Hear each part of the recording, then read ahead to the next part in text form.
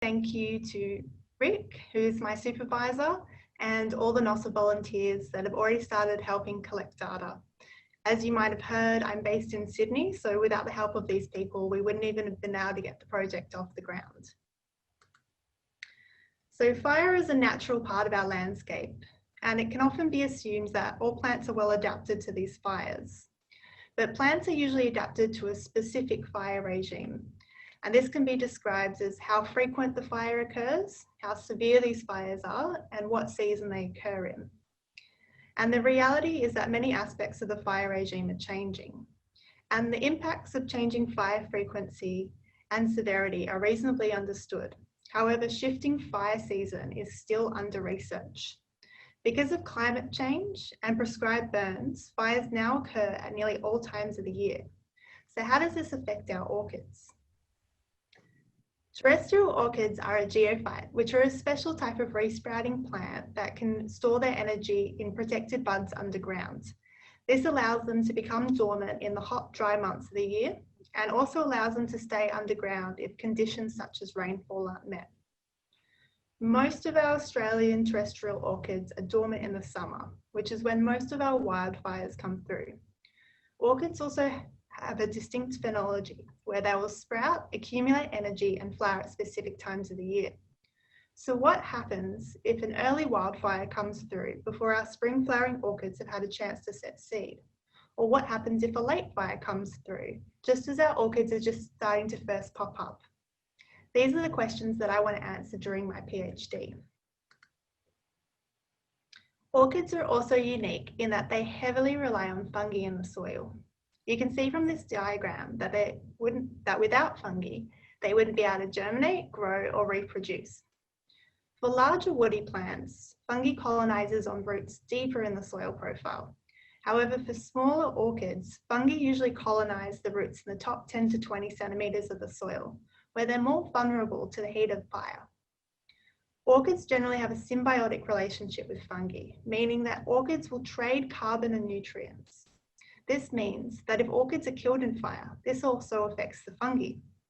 It then makes sense that if I want to look at how orchids are affected by changing fire season, I also need to study how their associated fungi are infected as well.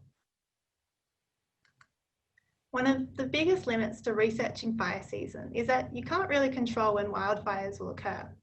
We've been lucky and been able to team up with the Department of Environment and Water to organise some strategic prescribed burns. We've been able to plan multiple burns in early autumn, early spring and late spring next year. This means we get the opportunity of assessing and tagging orchids to do a before and after fire comparison, when for a lot of studies, we only get the opportunity to look at fire growth after single fire events. So far, only one study has been done that compares different seasonal burns on orchids and their mycorrhizal fungi. This study was conducted over 2011-12 in Victoria for 2 spring flowering orchids, the Limatra pauciflora and Glossodia major, and 1 autumn flowering orchid, Pterostylus revoluta. It was found that prescribed burning during active orchid growth showed to be damaging to both the orchids and their mycorrhizae. Spring and summer was the most favourable burn time for all 3 species, and the study even found a different species of fungi of the Pterostylus after fires compared to before fires, though this was attributed to lower rainfall that year. The studies made recommendations that the best time to put prescribed burns in would be at the end of spring, after the spring flowers have set seed. However, it only tested the middle of spring in October, so I'd like to further test this by having early spring and late spring fires. So we've set up 4 study areas within the Mount Lofty Ranges, which is our biodiversity hotspot and is home to 150 orchid species, with 1/3 of them being threatened. To best protect them, we need to understand the threats they face. However, I'm sure you'll agree that it might not be the best interest to burning these threatened orchids at times of the year that can potentially kill them. So how can we build our understanding about the effects of seasonal fires on these threatened orchids? One way is to use closely related species that have similar traits and put them into functional groups. The findings from these functional groups can then be used to infer how these threatened orchids may be affected by different seasonal fires. The traits we found important to build these functional groups included phenology and their fungal associations.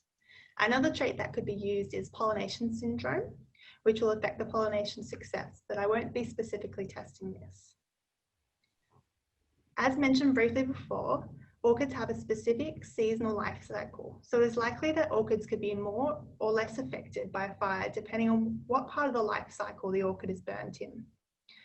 Just like there are many types of orchids, there are also many species of fungi. So we'll also look at how these different fungi are affected. The fungi can also infect different parts of the orchid depending on the genera of the orchid. For example, Thalamitra are infected by fungi on the lateral roots, and Caladinia are infected on the stem collar, which just occurs at the top part of the underground stem. As the collar occurs much closer to the top of the soil, they will be less insulated by soil and being less protected by the heat of the fire. So for an example, Ereochilus collinus is an autumn flowering orchid, has multiple fungi species, and the fungi infects the species on the underground stem as it has a generalist pollinator syndrome. So this species could then be used as a surrogate for other species that fall in the same functional group. So to get all the information, we've set up some quadrats to survey a range of orchid species, and we recorded density in the quadrats. We then randomly chose 30 individuals within the quadrats, which have been marked with a metal pin. This way we can compare proportion of flowering before and after fire on the same individuals and also see mortality rates.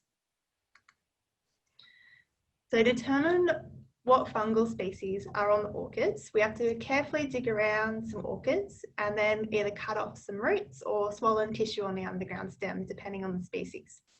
The picture on the right is a Thalamitra, and the R points to the lateral roots, which should be infected by fungi. And the two bottom photos show a Glossodia collar and Pterostylis roots, which have been collected by Thelma recently, so you can get an idea of how small the samples are. The samples then get stored with silica gel to allow them to dry out, and then I can later extract the DNA in the lab.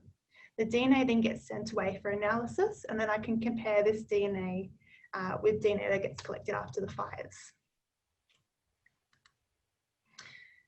Okay, so I just thought I'd finish off by showing you what we've accomplished so far, thanks to the group of NOSA volunteers. So this includes over 3,000 orchids being counted, over 800 Ereochilus collinus individuals being tagged and measured. 48% of these Ereochilus plants did show some kind of reproduction.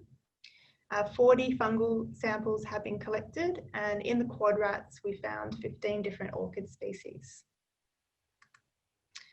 So I just wanted to say thank you to everyone that's supported the project so far, and a special thanks to Robert, Rosalie, Ed, Leo, Thelma and Helen, who has done all the data collection so far.